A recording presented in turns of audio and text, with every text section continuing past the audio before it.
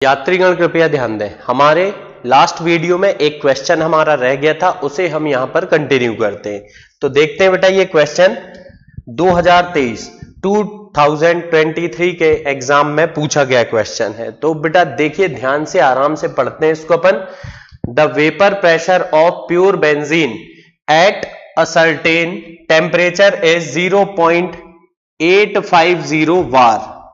क्या बोल रहा है बेटा? प्योर बेंजीन है, यानी कि ये कहीं ना कहीं प्योर सॉल्वेंट है जिसका वेपर प्रेशर आपको दिया हुआ है। तो सवाल में बेटा, जैसा कि मैं बोल रहा हूं, जब भी आपको न्यूमेरिकल करना हो पहले क्या करो, गिवन लिख लो। इसको हम मानेंगे PA0, यानी कि vapour pressure of pure solvent. Benzene बेटा यहां सॉल्वेंट का काम करेगा और इसका वेपर प्रेशर दिया है 0.850 बार। फिर आगे क्या बोल रहा है बेटा? A non volatile electrolyte solid weighing 0.5 ग्राम, मतलब कि इसमें कोई नॉन वॉलेटाइल इलेक्ट्रोलाइट हमने मिलाया है, यानी कि जो सॉल्यूट का काम करेगा, इसका वेट आपको दिया है 0.5 ग्राम। आगे बोल रहा है बेटा, when added to 39 gram of benzene, मतलब कि यहां बेंजीन का मास भी हमको दिया है 39 ग्राम। और बेटा आगे बोल रहा है, vapour pressure of the solution is, solution का वेपर प्रेशर कितना दिया है बेटा? ये दिया आपको 0.845 बार। और आगे क्या बोल रहा है? What is the molar mass of solid substance, मतलब बच्चों यहां पर हमसे पूछा है मोलर मास ऑफ सॉल्यूट। क्या पूछा है बेटा? Molar mass of solute. तो देखिए, मैं हमेशा बोल रहा हूं, बार बार बोल रहा हूं, न्यूमेरिकल करने का सबसे आसान तरीका क्या है बच्चों? कि पहले सवाल को स्टेप बाय स्टेप 3-4 पार्ट में ब्रेक करके पढ़िए। जो उसकी गिवन वैल्यूज हैं उनको लिखते चलिए और जो फाइंड करना उसे लिख लीजिए।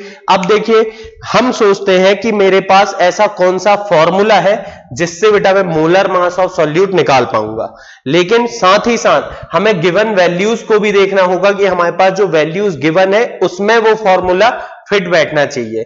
जैसे यहां मोलर मास ऑफ सॉल्यूट है।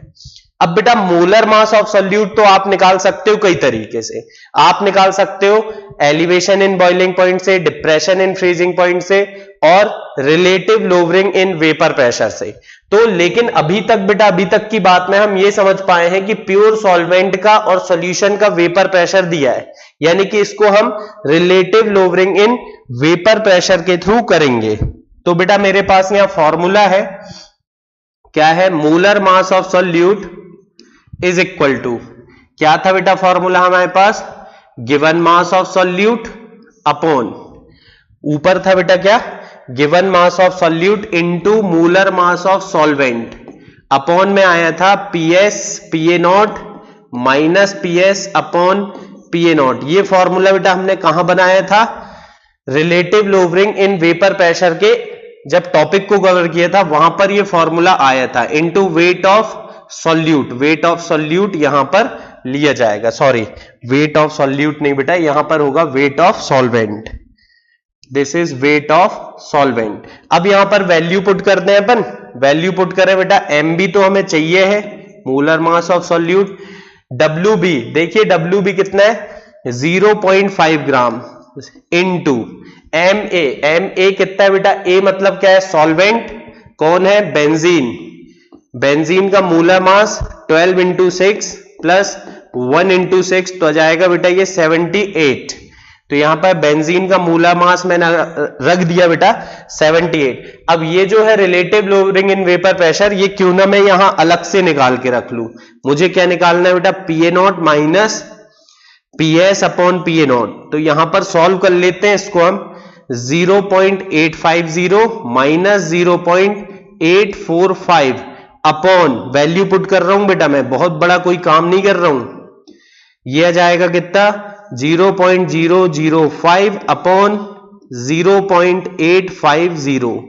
तो बेटा इसको अपन पॉइंट से पॉइंट कैंसिल कर देंगे, 1 अपॉन 17 टाइम ये होगा 1 अपॉन 170। ये इसकी वैल्यू हो गई कितनी बेटा?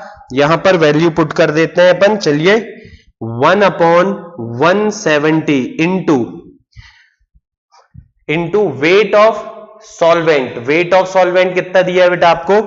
39। तो ये इस तरह से देखिए, बहुत बड़ा कोई काम नहीं करे हमने, वैल्यू पुट करे फॉर्मूला में। 39 से ये पूरा पूरा 2 टाइम कैंसिल हो जाएगा बेटा, और अब ये जो 0.5 इंटू 2 करेंगे तो 1 हो जाएगा, और ये 170 ऊपर चला जाएगा इनटू में।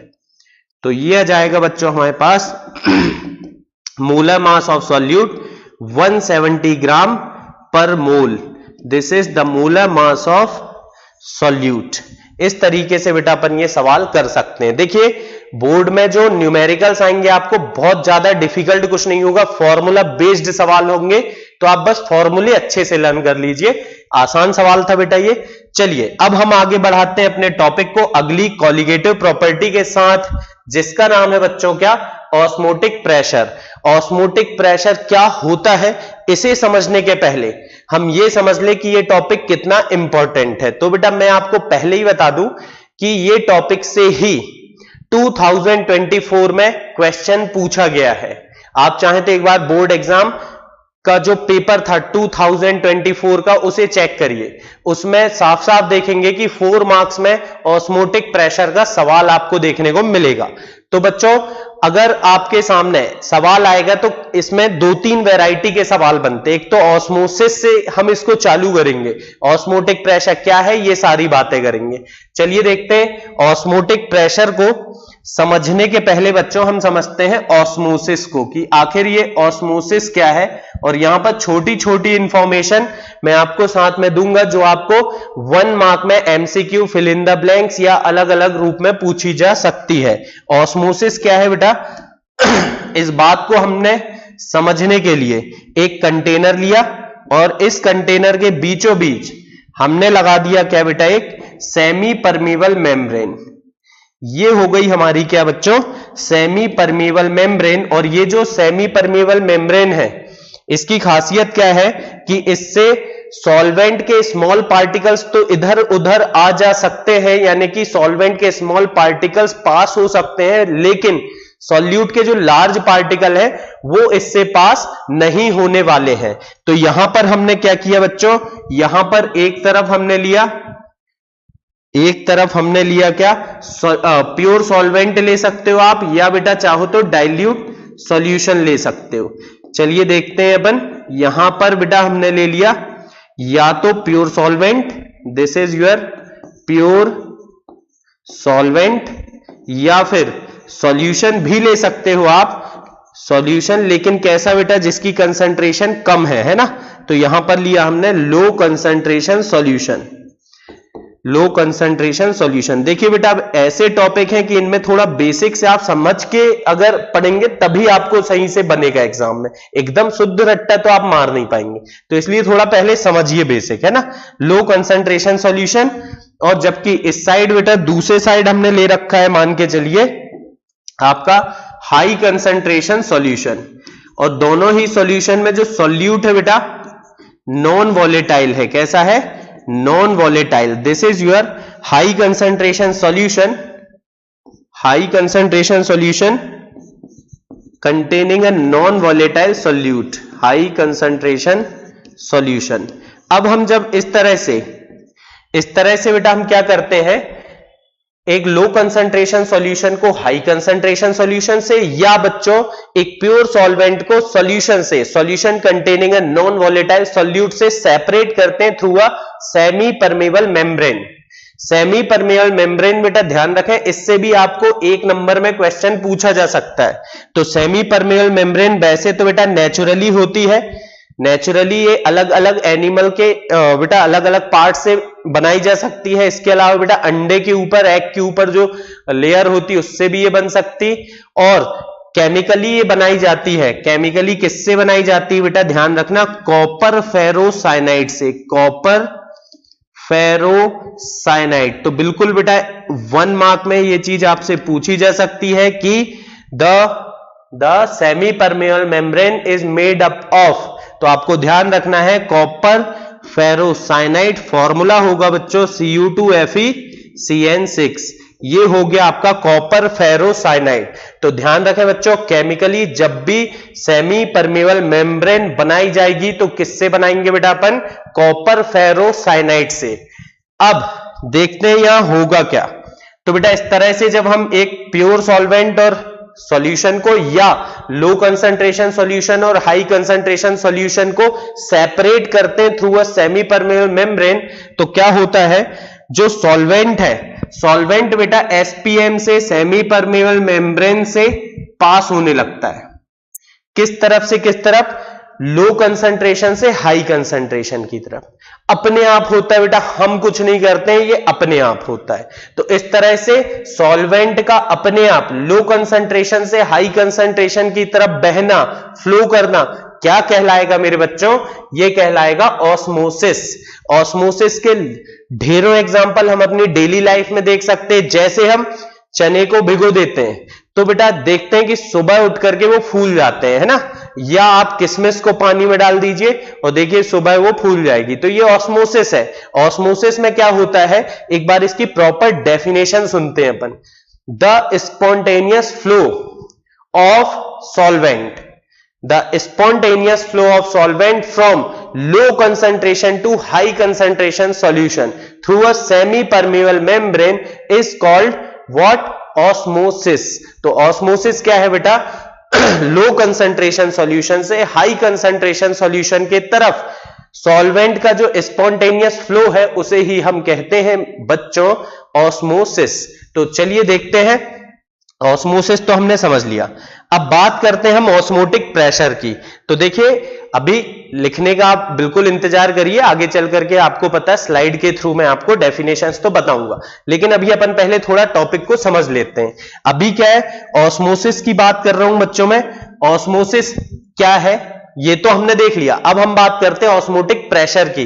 तो ऑस्मोटिक प्रेशर क्या है, इस बात को समझने के लिए हम ये देखें कि सॉल्वेंट कहां से कहां जा रहा है, लो कंसंट्रेशन से हाई कंसंट्रेशन, लो कंसंट्रेशन से हाई कंसंट्रेशन, यानी कि बेटा सॉल्वेंट का फ्लो अपने आप हो रहा है। क्यों हो रहा है, यहां बेटा एक ना एक प्रेशर लग रहा है।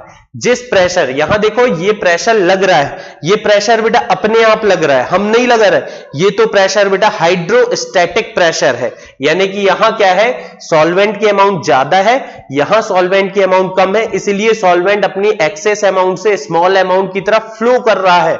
डाइल्यूट में सॉल्वेंट ज्यादा है, कंसंट्रेटेड में कम है, तो वो कम से ज्यादा की तरफ अपने आप फ्लो कर रहा है, यही तो ऑस्मोसिस है। तो हमने क्या किया बेटा, यहां पर जो प्रेशर हम नहीं लगा रहे, कौन लगा रहा है बेटा, हाइड्रोस्टैटिक प्रेशर है, जिसके कारण ऑस्मोसिस हो रहा है, जिसके कारण सॉल्वेंट इधर से उधर भाग रहा है, वही क्या है अपना ऑस्मोटिक प्रेशर।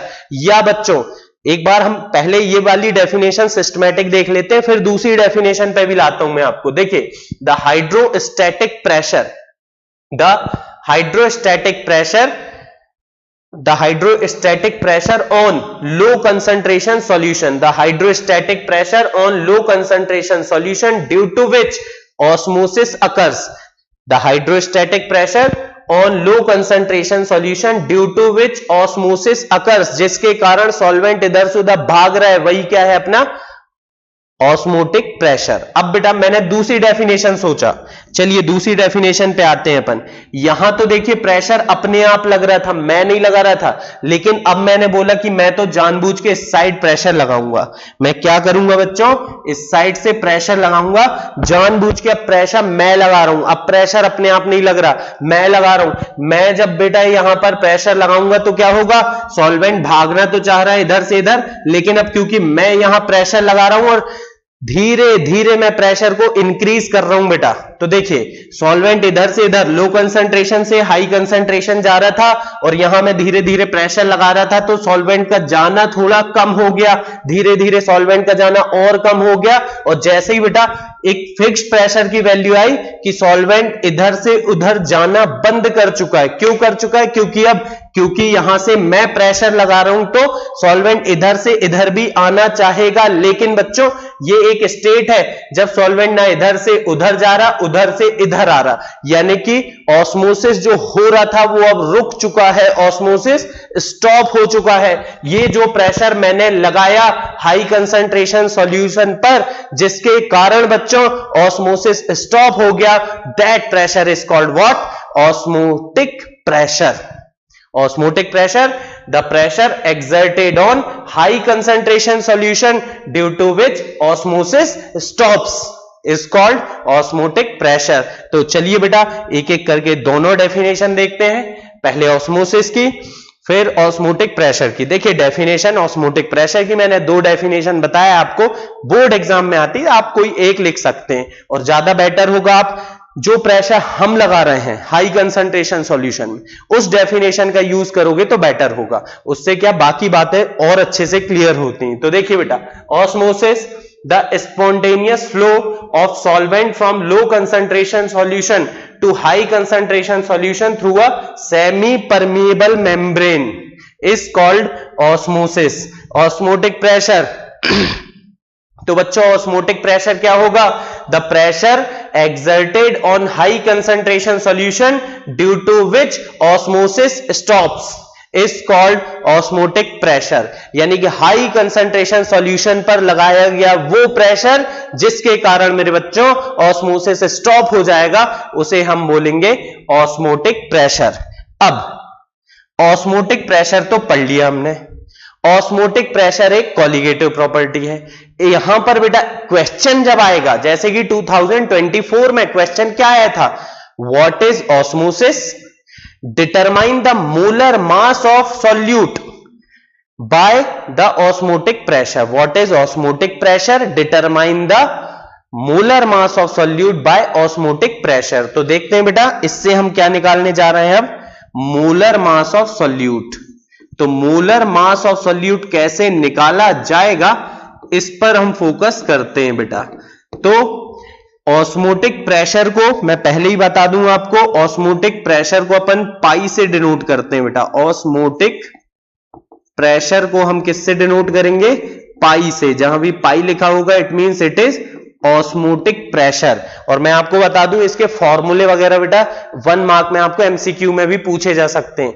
तो ऑस्मोटिक प्रेशर पाई जो होता है बेटा, इसका एक फॉर्मूला होता है इज इक्वल टू CRT। अब ये कहां से आया? तो बेटा मैं आपको बता दूं, वैसे तो मैं इसको प्रूव भी कर सकता हूं, लेकिन क्योंकि अपने को बोर्ड एग्जाम में इतना ज्यादा डिटेल में जाने की जरूरत नहीं होती, उसमें तो हमें सीधे लिखना है कि यहां से अपन आगे मोलर मास की तरफ जाएंगे। फिर भी मैं यहां पर एक चीज आपको बता रहा हूं कि द ऑस्मोटिक प्रेशर, OP लिखा हूं बेटा मैंने, ऑस्मोटिक प्रेशर इज डायरेक्टली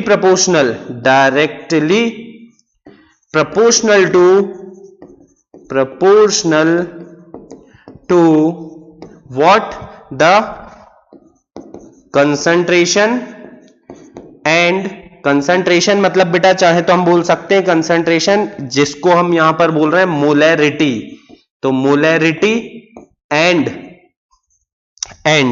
इसको थोड़ा पहले बेटा अपन यहां ले आते हैं। तो मोलैरिटी एंड टेम्परेचर। तो कंसंट जो आपका ऑस्मोटिक प्रेशर है बेटा, मोलैरिटी, C मतलब कंसंट्रेशन है यानी मोलैरिटी, और टेम्परेचर के डायरेक्टली प्रोपोर्शनल है। R तो मेरे बच्चों यहां पर एक कांस्टेंट है जिसको हम बोलते हैं यूनिवर्सल गैस कांस्टेंट, है ना। ये तो आप बहुत पहले से यूज कर रहे हैं 11th क्लास से, तो आपको तो बेटा पता ही होगा। R की वैल्यू 8.314 जूल पर केल्विन पर मोल, 0.0821 ATM लीटर पर केल्विन पर मोल। तो फिलहाल अगर बेटा न्यूमेरिकल में आपको R आएगा तो वैल्यू गिवन रहेगी, टेंशन ना ले, है ना, वैल्यू रटने की जरूरत नहीं है। फिर pi is equal to C मतलब क्या है सर? C मतलब है बेटा कंसंट्रेशन। कंसंट्रेशन बोले तो molarity, number of moles of solute, number of moles of solute upon volume of solution. Volume of solution अगर बेटा ml में होगा तो इंटू 1000 करते हैं। आपको याद होगा बेटा ये कंसंट्रेशन यानी मोलैरिटी का एक मैंने फॉर्मूला यहां पर यूज किया। R तो साथ में है और बेटा T भी लेना है। देखिए मैंने क्या किया, C की जगह यानी मोलैरिटी की जगह ये वैल्यू पुट किया। मोलैरिटी का फॉर्मूला अपना क्या है बेटा? Number of moles of solute upon volume of solution, है ना। इसको लिख दें अपन क्या, वॉल्यूम ऑफ सॉल्यूशन। थोड़ा टेढ़ा हो गया था बेटा, सीधा कर देते हैं, volume of solution into 1000 into R into T as it is है। अब देखिए बेटा ध्यान से देखिए, बहुत अच्छा फॉर्मूला निकल करके आएगा। पाई बराबर क्या होगा, n number of moles given mass by molar mass. क्या करोगे मेरे बच्चों, गिवन मास अपॉन क्या करेंगे बेटा, molar mass into volume of solution, ठीक है बेटा, और इनटू 1000 का इंटू क्यों करे, क्योंकि वॉल्यूम ज्यादातर केस में आपको बेटा ml में देगा, इसलिए 1000 का इंटू करे। मुझे तो चाहिए sir molar mass of solute का फॉर्मूला। बिल्कुल बेटा बना लेंगे अपन ये फॉर्मूला। m सॉल्यूट के इधर ले आ, पाई को इधर ले जा, क्या बनेगा बेटा फॉर्मूला, W सॉल्यूट यानी गिवन मास ऑफ सॉल्यूट, और ये पाई मतलब बेटा osmotic pressure into volume, volume का है बेटा ml में, इंटू 1000 इंटू RT इंटू 1000। इसको इस तरह से हम लिख सकते हैं बेटा। और ये आ गया आपके पास मोलर मास ऑफ सॉल्यूट का एक बढ़िया सा बेहतरीन सा फॉर्मूला। तो बेटा इसे हम कहते हैं मोलर मास ऑफ सॉल्यूट। तो अगर आपको बोर्ड एग्जाम में बेटा आता है what is osmotic pressure and derive the molar mass of solute bye osmotic pressure, तो आपको डेफिनेशन लिख करके बेटा इतना काम करके आना है, बिल्कुल आपको 4 मार्क्स मिलेंगे ही मिलेंगे। चलिए बेटा फिर ऑस्मोटिक प्रेशर में ऑस्मोसिस से जुड़ी हुई 2 टर्म और मैं बताऊंगा आपको, जो बेटा बोर्ड एग्जाम में पूछी जा सकती हैं। सॉल्यूशन 2 टाइप के होते हैं। कैसे, एक होते हैं जिनके ऑस्मोटिक प्रेशर सेम हो, एक दूसरे के बराबर हो, दूसरे होते हैं बेटा जिनके ऑस्मोटिक प्रेशर डिफरेंट हो।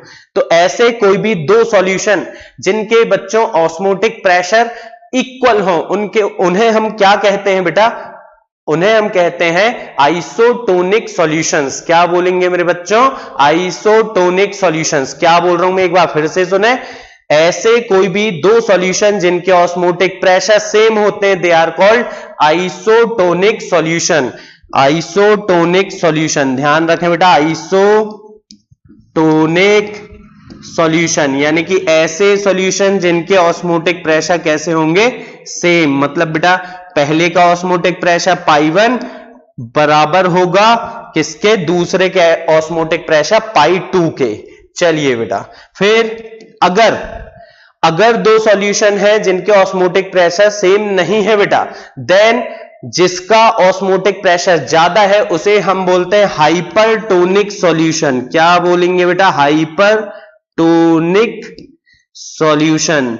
और जबकि जिसका ऑस्मोटिक प्रेशर कम होगा उसे हम बोलते हैं बच्चों hypotonic solution. Hypotonic solution.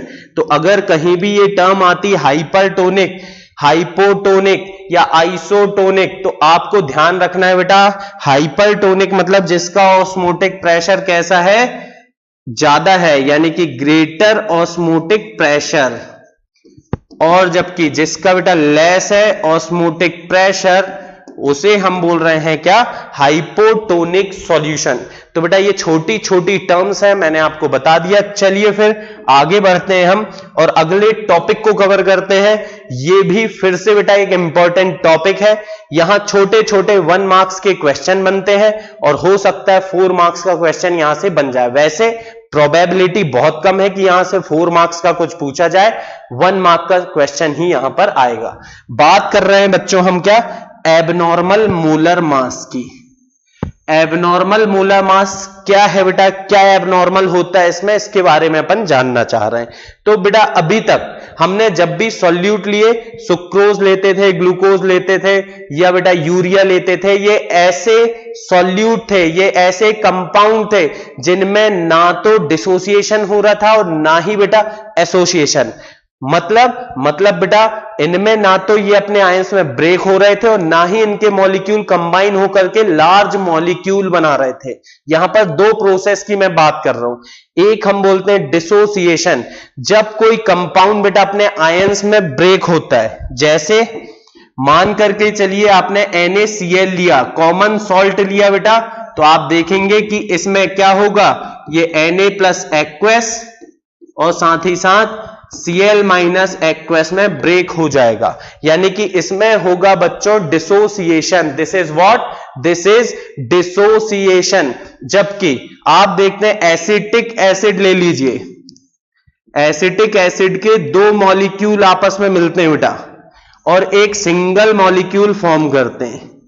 Acetic acid या बेंजोइक एसिड भी आप देख सकते हैं, ज्यादातर कार्बोक्सिलिक एसिड बेटा, क्योंकि इनके मॉलिक्यूल्स के बीच में इंटरमॉलिक्यूलर हाइड्रोजन बॉन्डिंग होती, उसके कारण ये कंबाइन होकर के एसोसिएट होते, यानी कि दो मॉलिक्यूल मिलके बच्चों एक सिंगल लार्ज मॉलिक्यूल बनाते।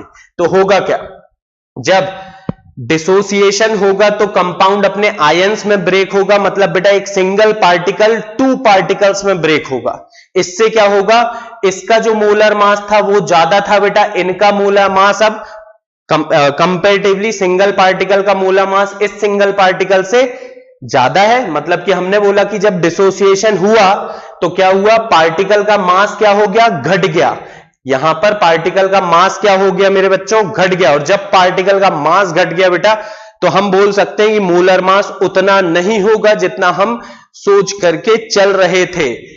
यहां पर क्या हुआ बेटा, यहां डिसोसिएशन हुआ, दो मॉलिक्यूल मिलके एक सिंगल मॉलिक्यूल बनाए, यानी कि दो मॉलिक्यूल का मास पहले जितना था अब उतना एक मॉलिक्यूल का है, यानी मोलर मास जस्ट बेटा क्या हो चुका है, पहले के कंपेयर में डबल हो चुका है। देखिए यहां पर मोलर मास घट गया है और यहां पर मोलर मास बढ़ गया है। तो हम देखते हैं कि जब कोई इलेक्ट्रोलाइट बेटा मतलब जिसमें या तो एसोसिएशन हो या तो डिसोसिएशन हो, जब कोई इलेक्ट्रोलाइट सॉल्यूट के रूप में लेते हैं अपन, सॉल्यूट की जगह इलेक्ट्रोलाइट लेते हैं बेटा, तो उसमें या तो एसोसिएशन होता है बच्चों या तो डिसोसिएशन होता है। एसोसिएशन और डिसोसिएशन होने के कारण मोलर मास चेंज हो जाता है, मोलर मास उतना नहीं रह जाता है जितना हम सोच करके चल रहे थे, जितना नॉर्मली होता था, तो उसे हम कहते हैं बेटा एबनॉर्मल मोलर मास। एक बार फिर से सुनेंगे बेटा, एक बार ध्यान से सुनेंगे, एबनॉर्मल मोलर मास। पहले नॉर्मल मोलर मास क्या है, जब मैंने ना तो एसोसिएशन को कंसीडर किया ना डिसोसिएशन को, the molar mass of solute without considering association और dissociation is called normal molar mass. जब ना तो मैं एसोसिएशन को कुछ मान रहा हूं ना ही डिसोसिएशन, तो जो मोलर मास आया सॉल्यूट के पार्टिकल का दैट इज नॉर्मल मोलर मास। लेकिन बेटा एसोसिएशन या डिसोसिएशन होने से मोलर मास जो घटा या बढ़ा, यानी कि नया जो मोलर मास आया that is called abnormal molar mass. तो चलिए बेटा देखते हैं इसकी definition.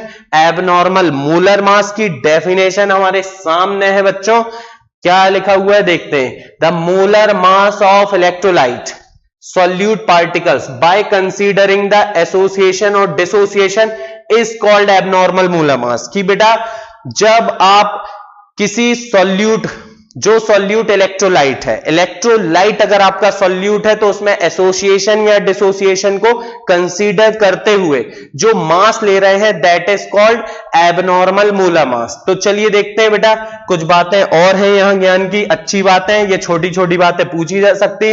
In case of association abnormal molar mass is greater than normal molar mass. Association के केस में बेटा एबनॉर्मल मोलर मास ज्यादा होगा। हो नहीं था सर, क्यों होना था, एसोसिएशन में टू और मोर मॉलिक्यूल्स कंबाइन होकर के सिंगल बना रहे थे, दो तीन मिलके बेटा एक बना रहे थे, यानी कि मास बढ़ गया, बड़ा मॉलिक्यूल बन गया, मास बढ़ गया, ज्यादा आया मास। जबकि in case of dissociation abnormal molar mass is greater than normal molar मास। मतलब बेटा डिसोसिएट हुआ, छोटे छोटे पार्टिकल में टूट गया तो मोलर मास घट गया, एबनॉर्मल वाला कम होगा, नॉर्मल वाला ज्यादा होगा।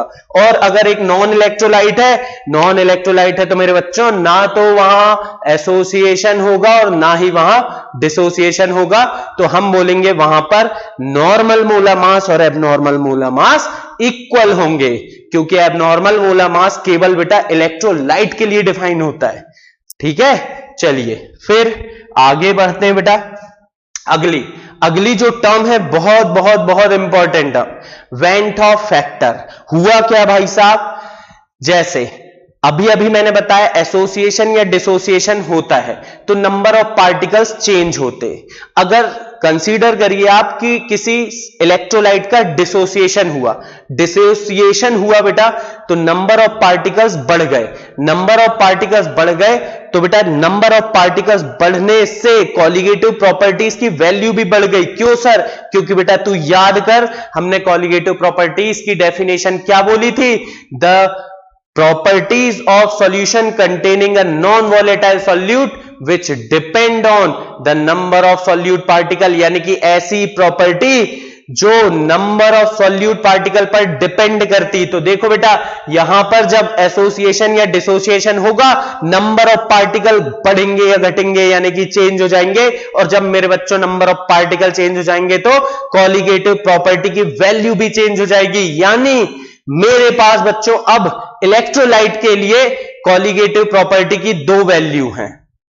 एक होगी normal value of colligative property और एक होगी मेरे बच्चों abnormal value of colligative property. Normal value में बोल रहा हूं मतलब कि जब मैंने ना तो एसोसिएशन ना ही डिसोसिएशन को कंसीडर किया, उस समय जो कॉलिगेटिव प्रॉपर्टी की value I, that is called normal colligative property. और जब बच्चों मैंने एबनॉर्मल वैल्यू को, एबनॉर्मल कॉलिगेटिव प्रॉपर्टी मतलब समझिए आप, जब मैंने एसोसिएशन या डिसोसिएशन को कंसीडर किया तो क्या हुआ, नंबर ऑफ पार्टिकल चेंज हो गए। नंबर ऑफ पार्टिकल चेंज हुए तो कॉलिगेटिव प्रॉपर्टी की वैल्यू भी चेंज हुई। तो उस नई कॉलिगेटिव प्रॉपर्टी की वैल्यू को मेरे बच्चों हम क्या बोलेंगे, एबनॉर्मल कॉलिगेटिव प्रॉपर्टी। तो abnormal value of colligative property. तो फाइनली हम ये बोल सकते हैं बेटा कि इलेक्ट्रोलाइट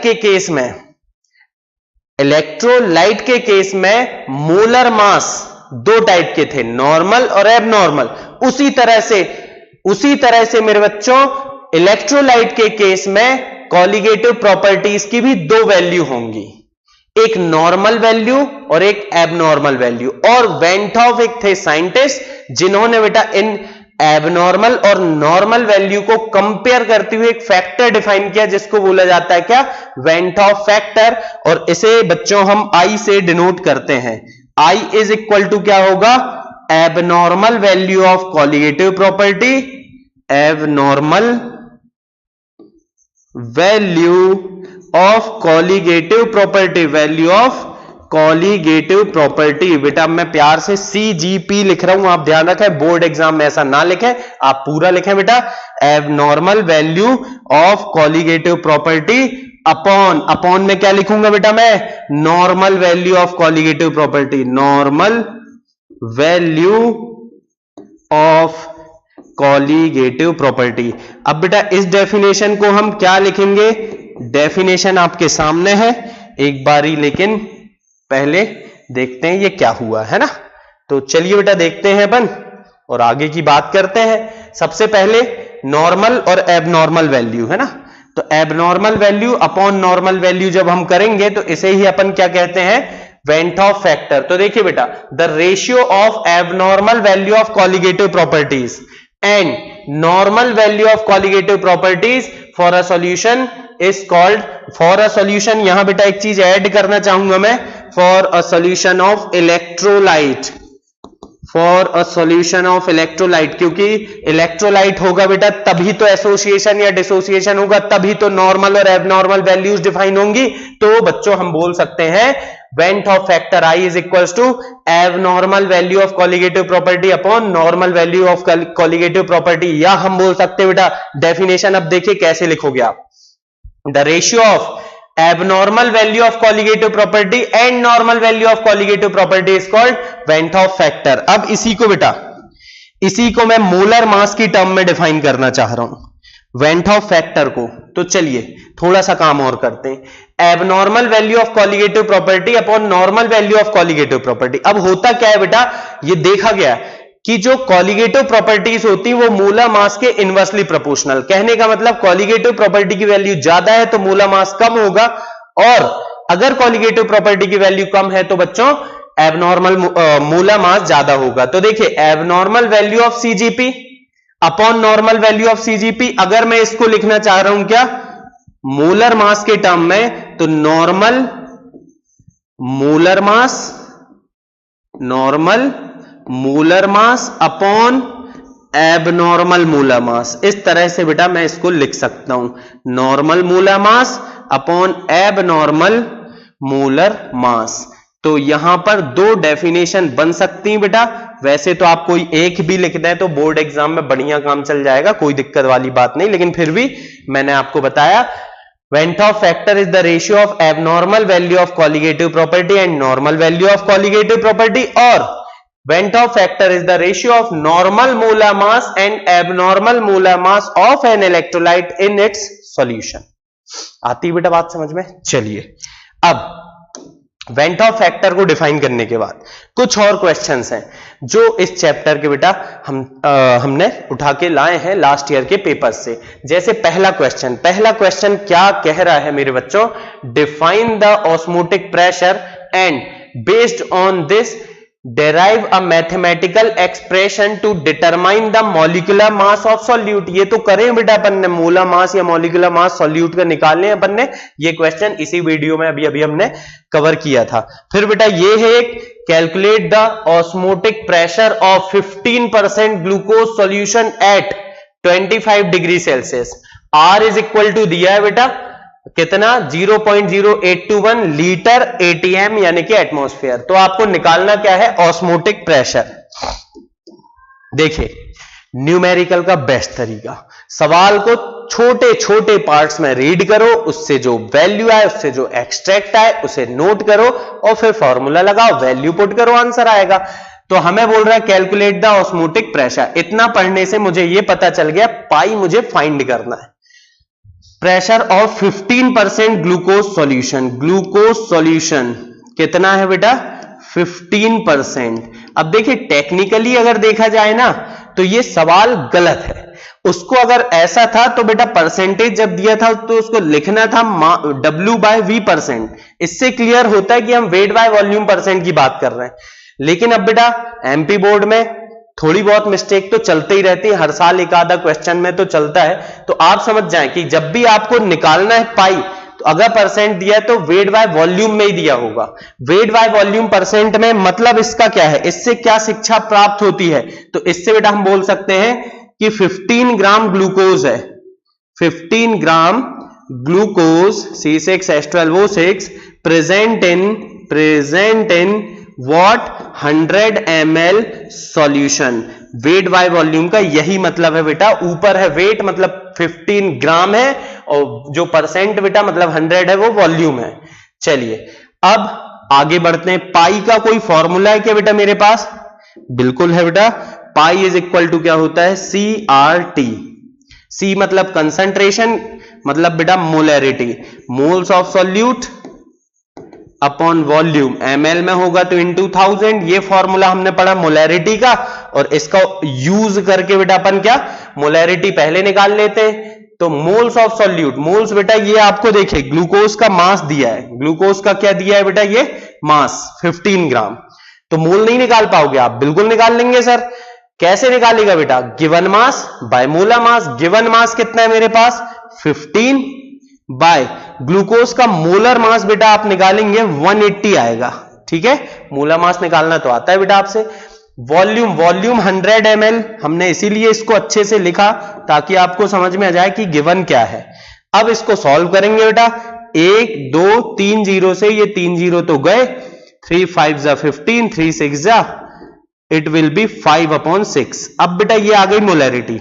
पॉइंट में यहां नहीं, अपन पॉइंट बेटा आखिरी में लाएंगे, है ना। हो सकता है ये कैंसिल हो के आसान हो जाए। पाई इज इक्वल टू सी, सी की जगह आ गया 5/6। आर बेटा मेरे पास कितना है? 0.0821 इंटू टेम्परेचर। टेम्परेचर कितना बेटा सवाल में दिया होगा हमें? 25 डिग्री सेल्सियस। टेम्परेचर था बेटा 25 डिग्री सेल्सियस। केल्विन में बदलने के लिए हमने क्या किया? इसको 273 से ऐड किया बेटा, ये आ गया 298 केल्विन। तो यहां पर हम क्या करेंगे बेटा? 298 केल्विन वैल्यू पुट कर देंगे और अब यहां मैथ्स कर लेंगे। मल्टीप्लाई करना है सिंपल सा, 6 1 जा,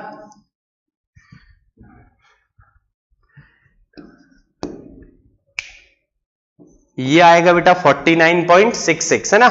अब इसका मल्टीप्लाई कर लेंगे। ऑलमोस्ट अपन इसे अगर देखिए, अब आप मल्टीप्लाई आप आराम से करना बेटा, मैं डायरेक्ट कर ले रहा हूं थोड़ा सा। अगर इसे मैंने 50 मान लिया तो 50 इंटू 5 250 हो जाएगा बेटा। आप चाहे तो एग्जैक्ट कैलकुलेशन करना, कोई बड़ी बात नहीं है बेटा, ये तो आप कर लेते हो, है ना। 2 बचेगा, है ना। 25 2 50 और 2 52 और बच गया 5, 25 8 200, 200 और 5 205, तो इस तरह से आएगा बेटा, है ना। और ये हो जाएगा 1 2 3 4 4 डिजिट के पहले पॉइंट, यानी कि बेटा 20.525 ATM, ये आ गया प्रेशर। अब हो सकता है बेटा ये वैल्यू आंसर की थोड़ी बहुत इधर उधर हो, क्योंकि मैंने 49.66 को 250 लेकर के सॉल्व किया है, इसलिए थोड़ा बहुत पॉइंट में इधर उधर वैल्यू होगी, लेकिन कोई दिक्कत की बात नहीं, मल्टीप्लाई तो मेरे बच्चों को आता है।